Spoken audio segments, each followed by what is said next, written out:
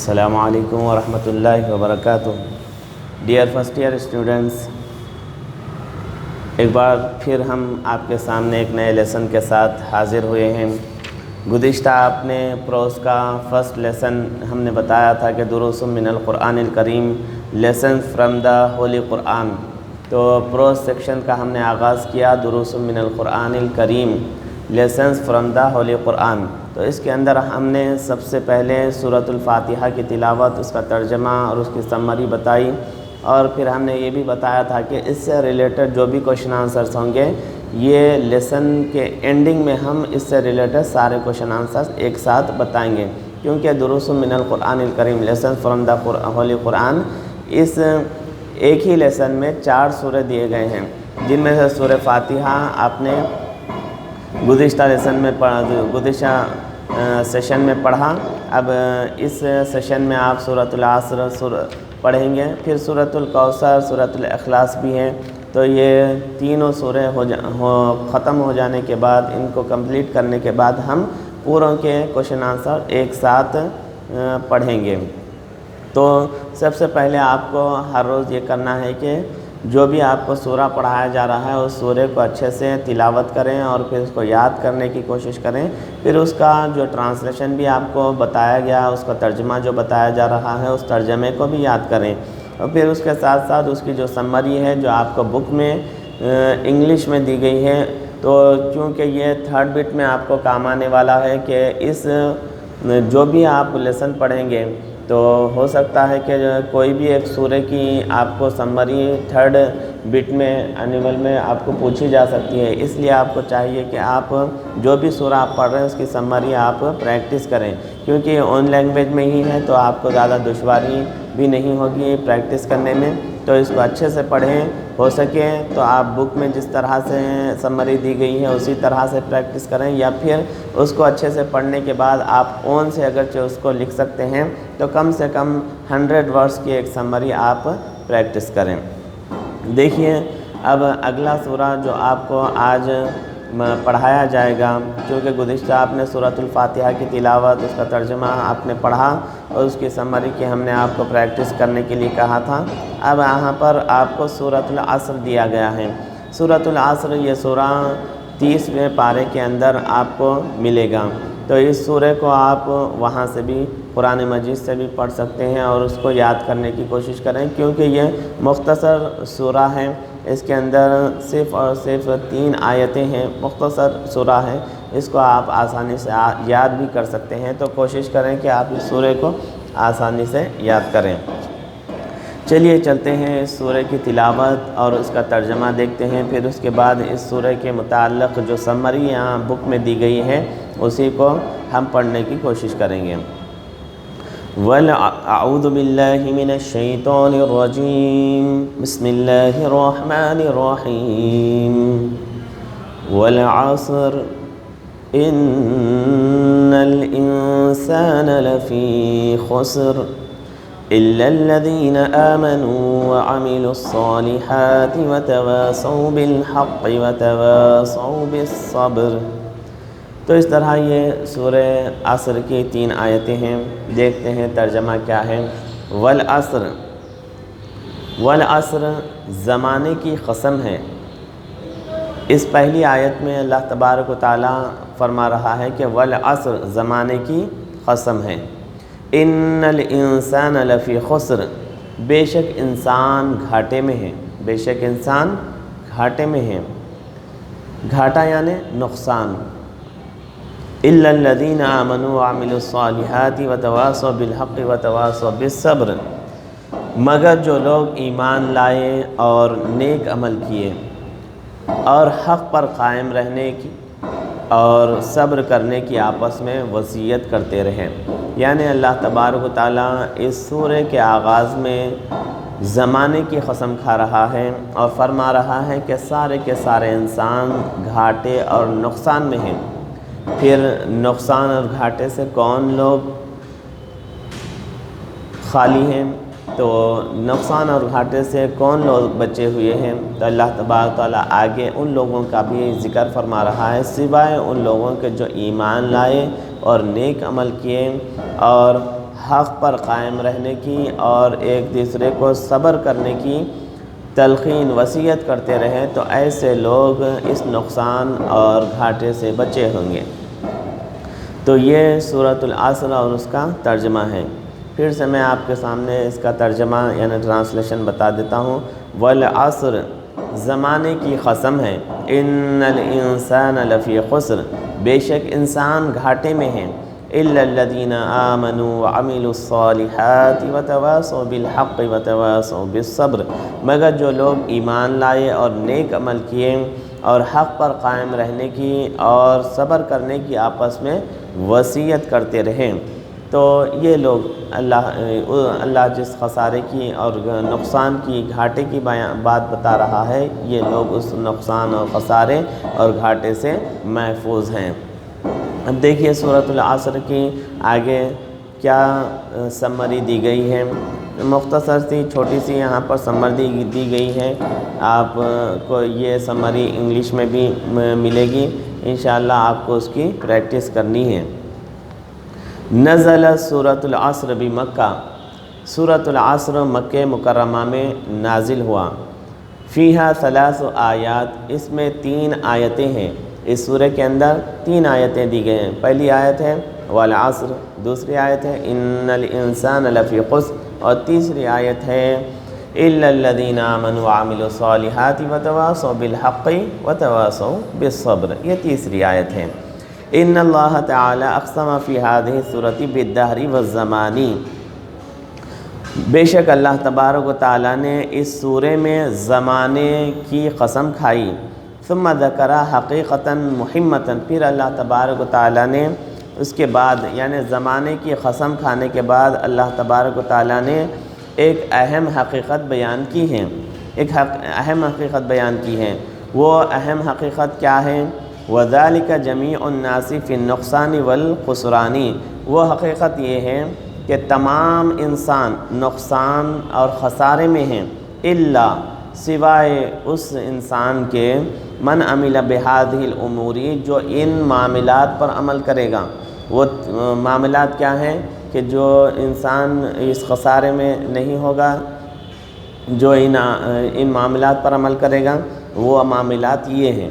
وہ معاملات یہ ہیں کہ الایمان باللہ یعنی ایمان رکھنے والا اس نقصان اور خسارے سے بچا ہوا ہے۔ ایمان کا مطلب کیا ہے؟ ایمان اللہ تبارک و تعالیٰ کو ماننا اور اس کے رسول کو ماننا اور اللہ اور اس کے رسول کے بتائے ہوئے احکامات کو ماننا اور ان پر عمل کرنا، یہ ایمان ہے۔ تو ایمان رکھنے والا اس نقصان سے بری ہے۔ والعمل الصالح اور نیک عمل کرنے والا، ایمان کے ساتھ ساتھ نیک عمل اس ایمان کو تقویت اور مضبوطی اور اس ایمان کو زینت اور رونق بخشتی ہے۔ اس لیے ایمان کے ساتھ ساتھ عمل صالح بے حد ضروری ہے، کیونکہ اگر آپ کے پاس لائٹ ہو اور پھر اس کے اندر روشنی نہ ہو تو پھر آپ کو فائدہ نہیں دیتی اور وہ بلب آپ کو کب کام نہیں آ سکتا۔ اسی طرح ایمان بھی اگر آپ کا ہو لیکن اس کے ساتھ ساتھ نیک عمل نہ ہو تو پھر اس کے اندر کوئی مضبوطی اور تقویت نہیں رہتی۔ ہو سکتا ہے کہ آخر وقت میں وہ چیز آپ سے چھن جائے اور وہ چیز آپ سے تلف ہو جائے۔ تو اس لیے ہمیں ایمان کے ساتھ ساتھ جو ایمان کی نعمت ہمیں ملی ہے اس کو ہر روز ہمیں اس میں اضافہ کرنا ہے اور اس کی رونق کو بڑھانی ہے اور اس کی طاقت اور مضبوطی کو بڑھانا ہے۔ وہ ہم کس طرح کر سکتے ہیں کہ جہاں ہم ایمان والے ہیں وہاں پر ہمیں نیک عمل بھی کرنے ہوں گے۔ ثم الوصیۃ بالحق والصواب والتواصی بالصبر پھر حق کے راستے میں وصیت کرنا اور ایک دوسرے کو صبر کی تلقین کرنا، یعنی جو نعمت آپ کو ایمان کی ملی ہے، نیک اعمال کی ملی ہے، یہ صرف آپ کے حد تک محدود نہ رہے بلکہ آپ کو اسے اوروں تک بھی پہنچانا ہے، اس کی تبلیغ بھی آپ کو کرنی ہے۔ یہ چیز آپ کو چاہیے کہ دوسروں تک بھی آپ پہنچائیں اور حق کے راستے میں آپ کو بے شمار تکالیف اور تکالیف اور پریشانیوں سے دوچار ہونا پڑے گا تو خود بھی صبر کریں، اور جو آپ کے بھائی ہوں گے جو حق کے راستے پر چل رہے ہوں گے انہیں بھی آپ کو صبر کی تلقین کرنی ہے، آپ کو ان کو بھی صبر کی تلقین کرنی ہے۔ پھر اس کے بعد آگے بتایا جا رہا ہے فمن اخذ بذالک، جو اس چیز کو تھامے گا، فاز بالفلاح والسعادت فی الدنیا والآخرہ، تو وہ دنیا اور آخرت میں سعادت اور کامیابی، خوشبختی اور کامیابی حاصل کرے گا۔ ومن اعرض عنها وعاش غافلا عن الآخرة خسر فی الدنیا والآخرہ، جو کوئی ان معاملات سے منہ موڑے گا اور آخرت سے غافل ہو کر زندگی بسر کرے گا، خسر فی الدنیا والآخرہ، تو وہ دنیا اور آخرت میں نقصان اٹھائے گا۔ هذه السورة قصيرة، یہ سورت مختصر ہے، ولكنها مشتملة على خلاصة تعلیم القرآن والسنت، لیکن یہ سورت چھوٹی ہونے کے باوجود قرآن اور احادیث کریمہ کی تعلیمات کا خلاصہ ہے۔ ولذلك قال الامام الشافعی رحمہ اللہ، اسی واسطے امام شافعی رحمۃ اللہ تعالی علیہ نے ارشاد فرمایا کہ سورۃ العصر کافیۃ لہدایت الانسانی، حضرت امام شافعی نے فرمایا کہ سورہ عصر انسان کی ہدایت کے لیے کافی ہے، سورہ عصر انسان کی ہدایت کے لیے کافی ہے۔ تو دیکھیں کہ یہ سورت گرچہ مختصر ضرور ہے، لیکن یہ قرآن اور اللہ کے رسول کی احادیث میں جو تعلیمات ہم کو دی گئی ہیں، ان تعلیمات کا نچوڑ اور ان کا خلاصہ یہ سورہ ہے۔ تو اس سورہ پر ہمیں عمل کرنا چاہیے کہ انسان دنیا اور آخرت میں نقصان میں ہے، لیکن جو انسان ایمان پر چلے، ایمان جس کے پاس ایمان کی دولت ہو، ساتھ ہی ساتھ اس کے پاس عمل صالح کی دولت ہو، اور پھر وہ اپنے ایمان اور عمل صالح کو خود ہی تک محدود نہ رکھے بلکہ اوروں تک بھی اسے پہنچانے کی کوشش کریں، اور اس حق کے راستے میں جو اسے تکالیف اور دشواریاں پہنچتی ہیں ان پر صبر کریں، تو وہ لوگ کامیاب ہیں۔ تو اس طرح یہ سورہ عصر آپ کو بیان کی گئی۔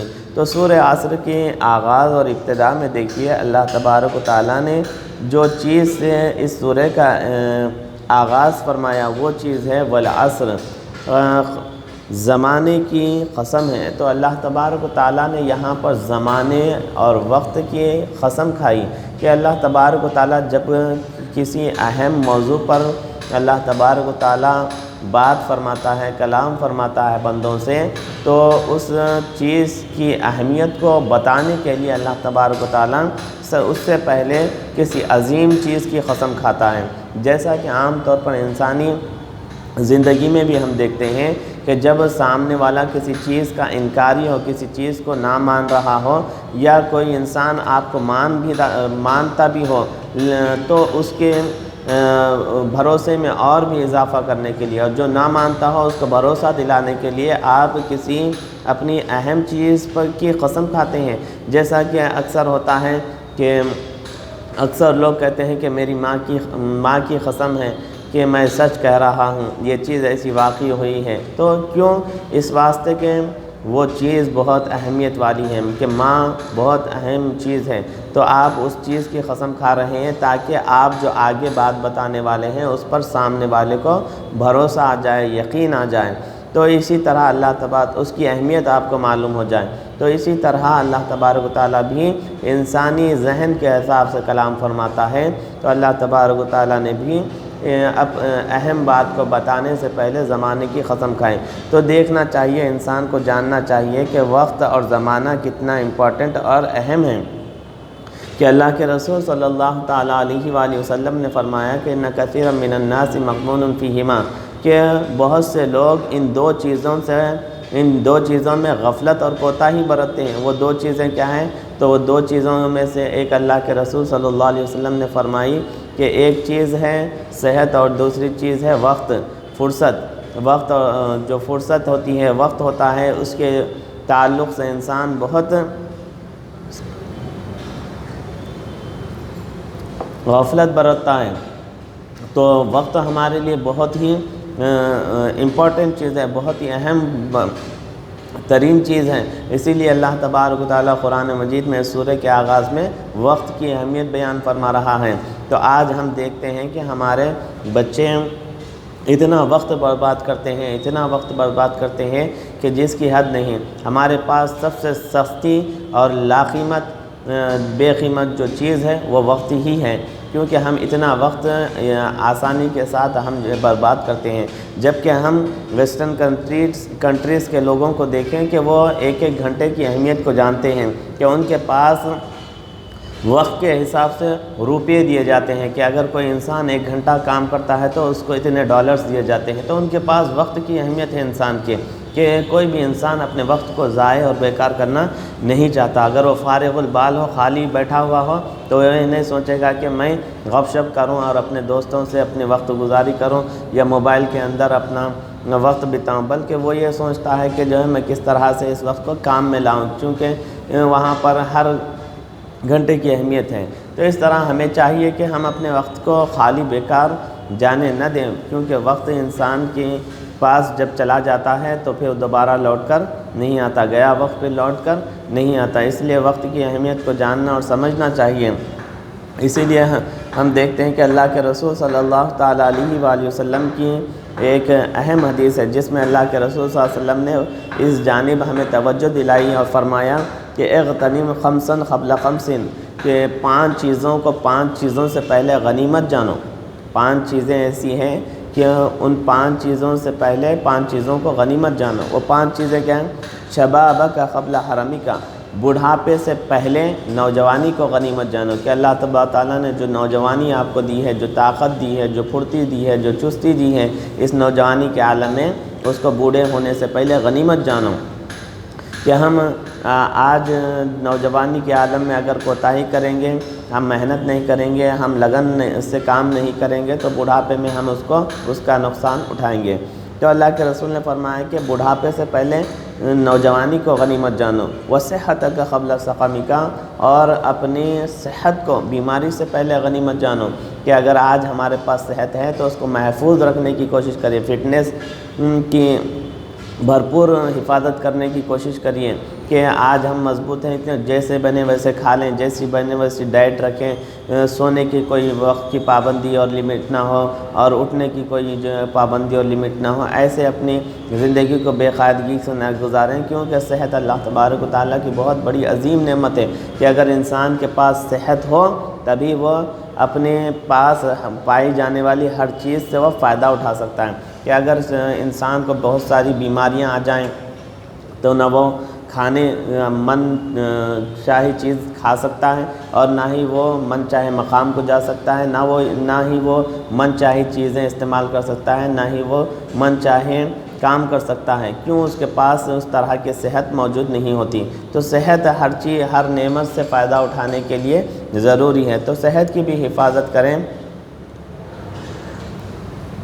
بیماری سے پہلے۔ پھر اس کے بعد آگے بتایا جا رہا ہے کہ غنا کا قبل فقر کا، اور اپنی مالداری اور تونگری کو اپنی مفلسی اور فقیری سے پہلے غنیمت جانو، کہ آج آپ کے پاس روپیہ اور پیسہ ہو، آپ کے پاس دولت ہو تو اسے صحیح استعمال کریں، صحیح خرچ کریں، عیش و عشرت میں اسے گنوا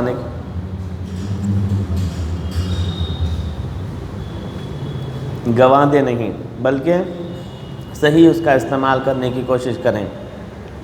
اس کے بعد حیات و فراغ کا قبل شغل کا، اور اپنی فرصت کو مصروفیت سے پہلے غنیمت جانیں۔ آج آپ کے پاس فرصت ہے تو آپ ایسے کریں کہ اس فرصت کے وقت کو کام میں لینے کی اور اس سے کچھ فائدہ حاصل کرنے کی کوشش کریں، کہ آج آپ کے پاس فرصت ہی فرصت ہے، کل آپ کے پاس یہ فرصت نہیں ہوگی، کل آپ کے سر پر بہت ساری ذمہ داریوں کا بوجھ ہوگا، تو پھر آپ ان ذمہ داریوں کے وقت میں جو ہے آپ کچھ کرنا چاہیں تو نہیں کر سکتے۔ اس لیے آج جو آپ کو فرصت مل رہی ہے اس کو غنیمت جانیں۔ حیات کا قبل موت کا، اور اپنی زندگی کو موت سے پہلے غنیمت جانیں۔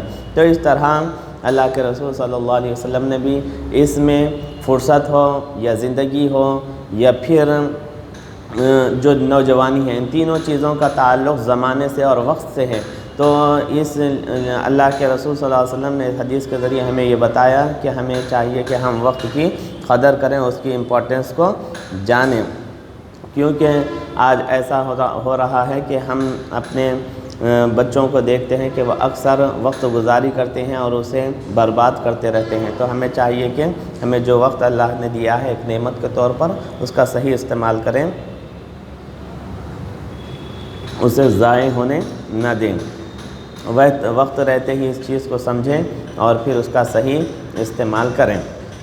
تو یہ سورۃ العصر تھی، جو پرو سیکشن کے پہلے لیسن دروس من القرآن الکریم کی دوسری صورت تھی، جس کی ہم نے تلاوت بھی کی اور اس کا ترجمہ بھی کیا، اور پھر اس کے ساتھ ساتھ اس کی مختصر جو سمری تھی، خلاصہ تھا، وہ آپ کو ہم نے بتایا۔ کل انشاءاللہ تبارک و تعالی ایک نئے سورۃ العصر کے ساتھ ہم حاضر ہوں گے، اور پھر اس کا ترجمہ اور اس کی جو سمری ہے وہ بھی بتائیں گے۔ ساتھ ہی ساتھ ایک اور سورہ جو سورۃ الاخلاص قل هو اللہ احد کا جو سورہ ہے، اس کی بھی ہم تلاوت اور ترجمہ اور اس کی بھی سمری بتا دیں گے، کیونکہ دونوں سورے مختصر ہیں، تو اس لیے دونوں کو بھی کل ہی انشاءاللہ تبارک تعالی ہم بتا دیں گے۔ پھر اس کے بعد ایک اور سیشن میں ہم ان تارے سوروں کے کوشچن آنسرز آپ کو بتائیں گے، جن کی آپ کو پریکٹس کرتے رہنی ہے۔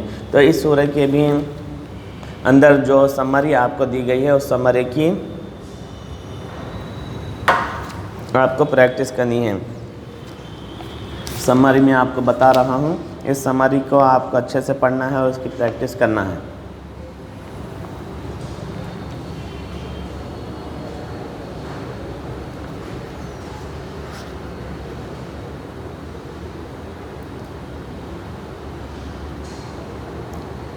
اس سمری کی آپ کو اچھے سے پریکٹس کرنی ہے، چاہیں آپ اس کو اچھے سے غور سے پڑھیں اور اپنے اون ورڈز میں بھی آپ اس کو پریکٹس کر سکتے ہیں، یا پھر جس طرح یہاں پر اس بک میں یہ سمری دی گئی ہے اسی انداز سے بھی اس کی آپ پریکٹس کر سکتے ہیں۔ تو آج کے سیشن کا یہیں پر اختتام ہوتا ہے۔ انشاءاللہ تبارک و تعالی ہم ایک نئے لیسن کے ساتھ دوبارہ حاضر ہوں گے۔ تب تک کے لیے اجازت۔ السلام علیکم ورحمۃ اللہ وبرکاتہ۔